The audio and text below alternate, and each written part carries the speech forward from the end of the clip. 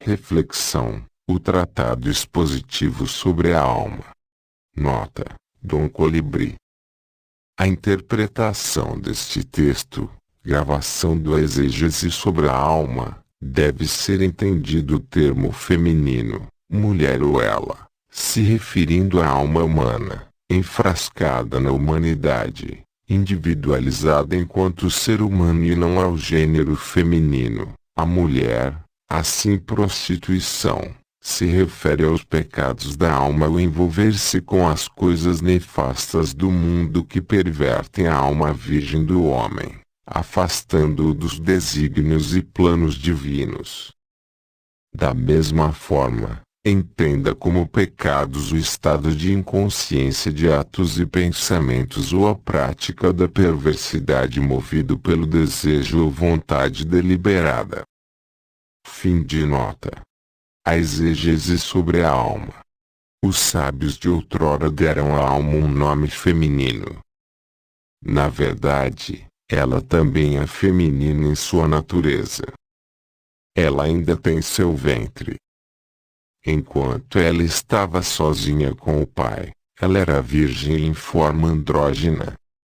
Mas quando ela caiu em um corpo e veio a esta vida, então ela caiu nas mãos de muitos ladrões. E as criaturas lascivas a passavam de um para outro e ela.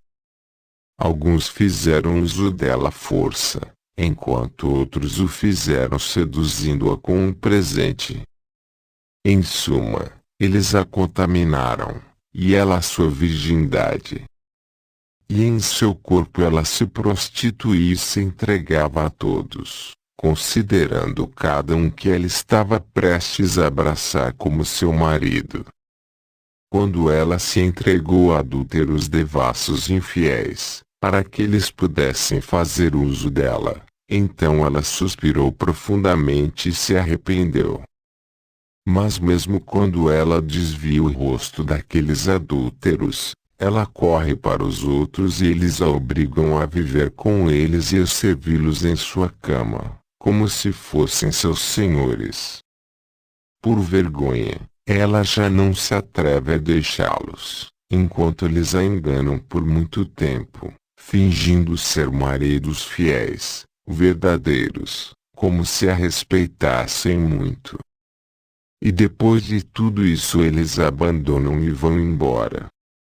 Ela então se torna uma pobre viúva desolada, sem ajuda. Nem mesmo uma medida de comida lhe foi deixada do tempo de sua aflição. Pois deles ela não ganhou nada, exceto as impurezas que eles lhe deram enquanto mantinham relações sexuais com ela. E seus descendentes pelos adultérios são mudos, cegos e doentios. Eles são débeis. Mas quando o pai que está lá em cima a visita e olha para ela e a vê suspirando, com seus sofrimentos e desgraças, e se arrependendo da prostituição em que se envolveu, e quando ela começa a invocar seu nome para que ele possa ajudá-la, todo o seu coração, dizendo: salva-me, meu pai, pois eis que te darei contas. Pois abandonei minha casa e fugi dos aposentos de minha donzela. Devolva-me a ti novamente. Quando ele a vir em tal estado, então a considerará digna de sua misericórdia sobre ela, pois muitas são as aflições que sobrevieram por ela ter abandonado sua casa. Agora a respeito da prostituição na alma. O Espírito Santo profetiza em muitos lugares. Pois ele disse no profeta Jeremias, 3:1-4. Se o marido se divorciar de sua esposa e ela for buscar outro homem, ela pode retornar a ele depois disso? Essa mulher não se contaminou totalmente. E você se prostituiu com muitos pastores e voltou para mim. Disse o Senhor. Dê uma olhada honesta e veja onde você se prostituiu. Você não estava sentado nas ruas profanando a terra com seus atos de prostituição e seus vícios. E você tomou muitos pastores por uma pedra de tropeço. Você se tornou sem vergonha com todos. Você não me chamou como parente ou como pai ou autor de sua virgindade. Novamente está escrito no profeta Oséias 2:2-7. Venha, vá à justiça com sua mãe, pois ela não deve ser uma esposa para mim, nem um marido para ela. Eu removerei sua prostituição de minha presença e removerei seu adultério de entre seus seios. Eu a deixarei nua como no dia em que nasceu, e a deixarei desolada como uma terra sem água, e a deixarei sem filhos. Não terei piedade de seus filhos, pois são filhos da prostituição, pois sua mãe se prostituiu e envergonhou seus filhos. Pois ela disse, eu me prostituirei com meus amantes. Foram eles que me deram meu pão e minha água e minhas roupas e meu vinho e meu óleo e tudo que eu precisava. Portanto, eis que os fecharei, para que ela não possa correr atrás dos seus adúlteros. E quando ela os procure e não os encontra, ela dirá, voltarei para meu ex-marido. Naqueles dias eu estava melhor do que agora. Novamente ele disse em Ezequiel 16:23-26.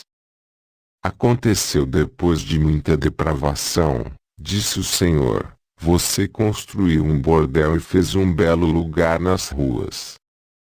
E você construiu bordéis em todas as ruas, e desperdiçou sua beleza, e abriu as pernas em todos os becos, e multiplicou seus atos de prostituição. Você se prostituiu com os filhos do Egito, aqueles que são seus vizinhos, homens grandes de carne.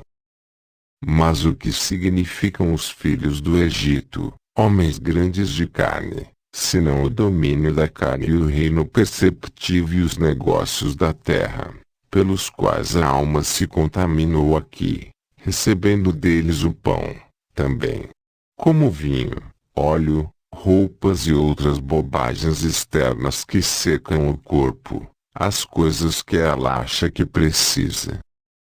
Mas quanto a esta prostituição, os apóstolos do Salvador ordenaram, Atos 15 e 20, 29, 21 e 25, 1 Tessalonicenses 4:3, 1 Coríntios 6 e 18, 2 Coríntios 7:1, guardai-vos dela, purificai-vos dela, falando não só da prostituição do corpo, mas principalmente da alma. Por isso os apóstolos escrevem às igrejas de Deus, para que tal prostituição não ocorra entre nós. No entanto, a maior luta tem a ver com a prostituição da alma. Dela surge também a prostituição do corpo. Portanto, Paulo, escrevendo aos Coríntios, 1 Coríntios 5, 9-10, disse, na carta vos escrevi, não vos associeis com prostitutas, de modo algum, ou seja, as prostitutas deste mundo ou os gananciosos ou os ladrões ou os idólatras. Desde então você teria que sair do mundo. Aqui está falando espiritualmente, pois a nossa luta não é contra carne e sangue, como ele disse, Efésios 6 e 12, mas contra os governantes mundiais destas trevas e os espíritos da maldade. Enquanto a alma continuar correndo por toda parte, copulando com quem ela encontra e se contaminando, ela existe sofrendo seus justos desertos. Mas quando ela percebe o aperto em que se encontra e chora diante do Pai e se arrepende, Então o pai terá misericórdia dele e fará seu ventre virar do domínio externo e o voltará para dentro, para que a alma recupere personagem adequado. Pois não é assim com uma mulher. Pois o ventre do corpo está dentro do corpo como os outros órgãos internos, mas o ventre da alma está ao redor do lado de fora como a genitália masculina que é externa.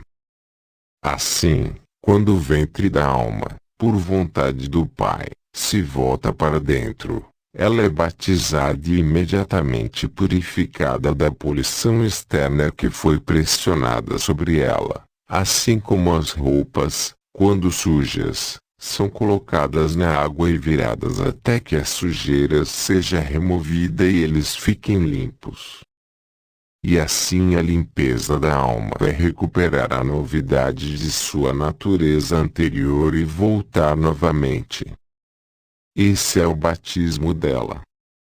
Então ela começará a se enfurecer consigo mesma como uma mulher em trabalho de parto, que se contorce e se enfurece na hora do parto. Mas como ela é mulher, sozinha ela é impotente para gerar um filho. Do céu o Pai lhe enviou seu homem, que é seu irmão, o primogênito. Então o noivo desceu até a noiva. Ela desistiu de sua antiga prostituição e se purificou das contaminações dos adultérios, e foi renovada para ser uma noiva. Ela se limpou na câmara nupcial, ela o encheu de perfume. Ela sentou-se nele esperando o verdadeiro noivo. Ela não corre mais pelo mercado, copulando com quem ela deseja, mas ela continuou esperando por ele, dizendo, quando ele virá? E temê-lo, pois ela não sabia como ele era, ela não se lembra mais desde o momento em que caiu da casa de seu pai. Mas por vontade do Pai e ela sonhava com ele como uma mulher apaixonada por um homem.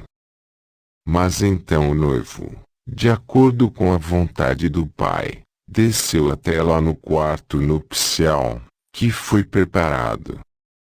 E ele decorou a câmara nupcial.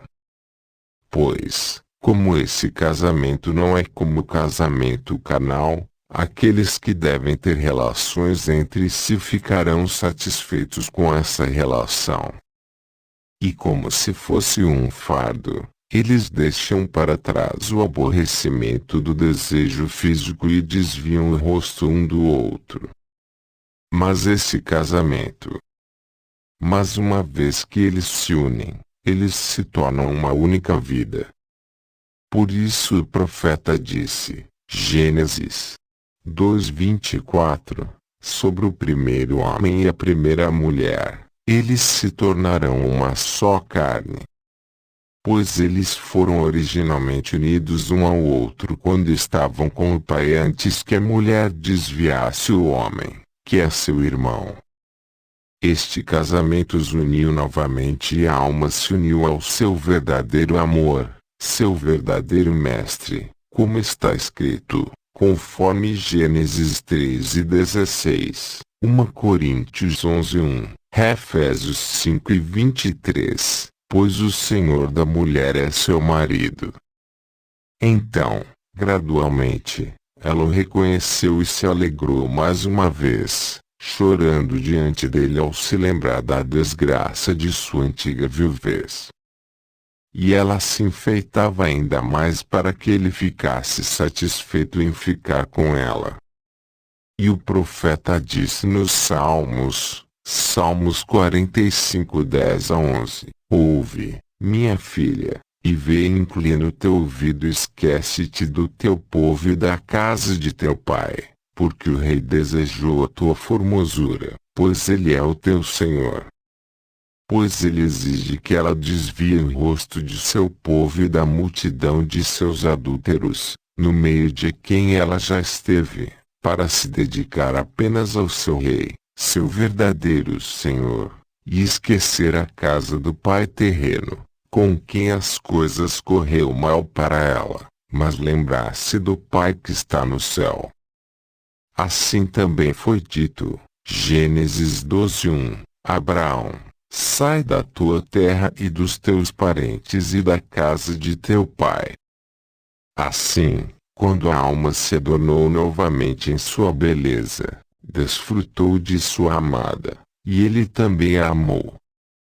E quando ela teve relações sexuais com ele, ela recebeu dele a semente que é o espírito vivificante, de modo que por ele ela gera bons filhos e os cria. Pois esta é a grande e perfeita maravilha do nascimento.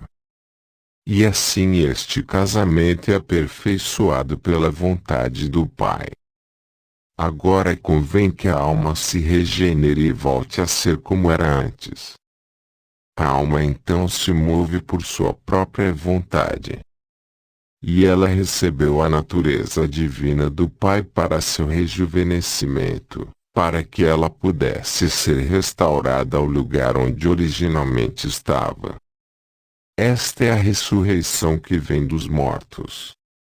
Este é o resgate do cativeiro. Esta é a jornada ascendente de ascensão ao céu.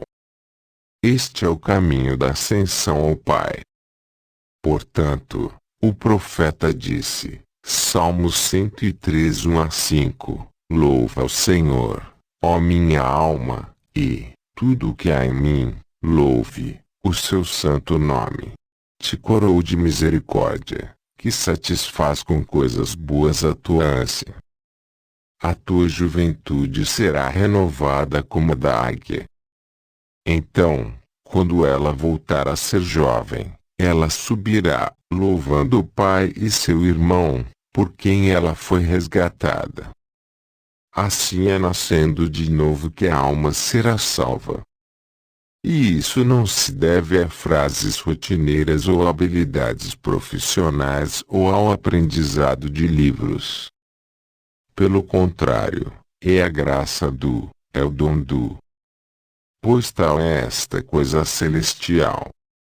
Por isso, o Salvador clama, Jó 6:44, ninguém pode vir a mim, se meu Pai não o trouxer e o trouxer a mim, e eu mesmo ressuscitarei no último dia.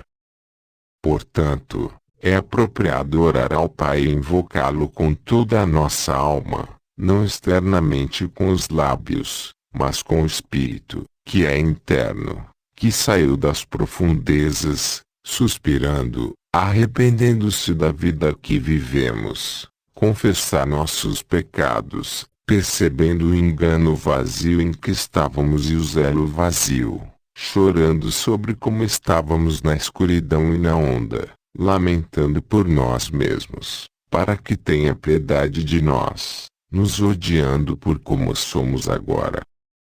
Novamente o Salvador disse, conforme Mateus 5:4, Lucas 6:12, bem-aventurados os que choram, porque serão compadecidos deles. Bem-aventurados os que têm fome, porque serão fartos.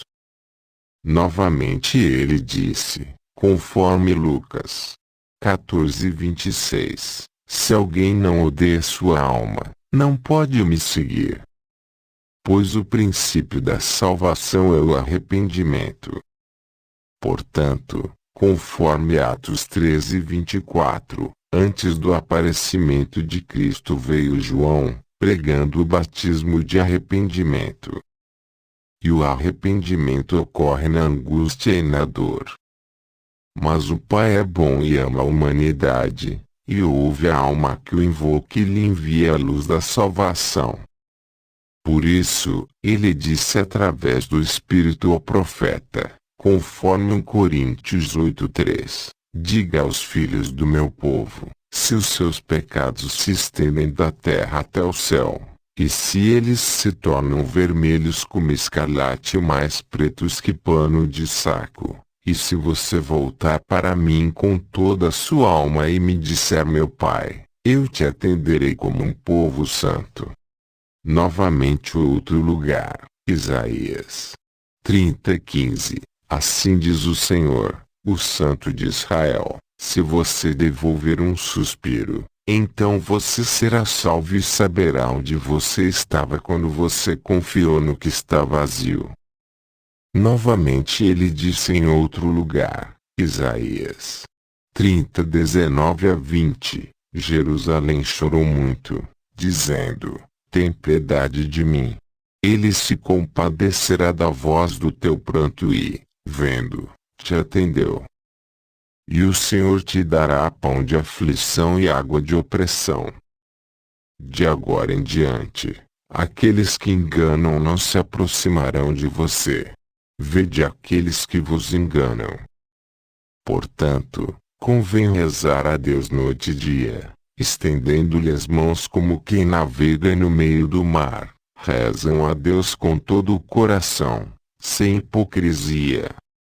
Pois aqueles que oram hipocritamente enganam apenas a si mesmos. De fato, é para que ele saiba quem é digno de salvação que Deus examina as partes internas e sonda o fundo do coração. Pois ninguém é digno de salvação se ainda ama o lugar do engano. Por isso está escrito no poeta Homero, Odisseia 1.48 a 1.59. Odisseu sentou-se na ilha chorando e de luto e virando o rosto das palavras de Calipso e de seus trucas, desejando ver sua aldeia e fumaça saindo dela. E se ele não tivesse recebido ajuda do céu, ele não poderia retornar à sua aldeia. Novamente além dizendo, Odisseia 4. 260 a 261, meu coração se desviou de mim. É para minha casa que quero voltar. Pois ela suspirou, dizendo, Odisseia 4. 261 a 4. 264, foi Afrodite quem me enganou e me tirou da minha aldeia. Minha única filha que deixei para trás e meu bom, compreensivo e belo marido.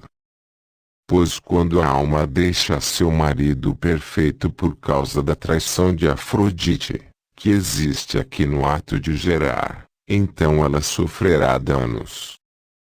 Mas se ela suspirar e se arrepender, ela será restaurada em sua casa.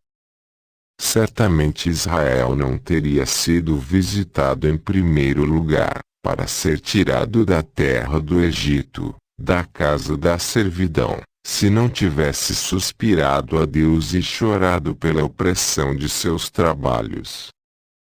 Novamente está escrito nos Salmos 6:6-9, eu estava muito perturbado no meu gemido. Lavarei minha cama e meu cobertor todas as noites com minhas lágrimas. Envelheci no meio de todos os meus inimigos. Afastem-se de mim, todos vocês que praticam a iniquidade, pois eis que o Senhor ouviu o clamor do meu choro e o Senhor ouviu minha oração. Se nos arrependermos, verdadeiramente Deus nos atenderá. Aquele que é longânimo e muito misericordioso, a quem é a glória para todos sempre. Amém.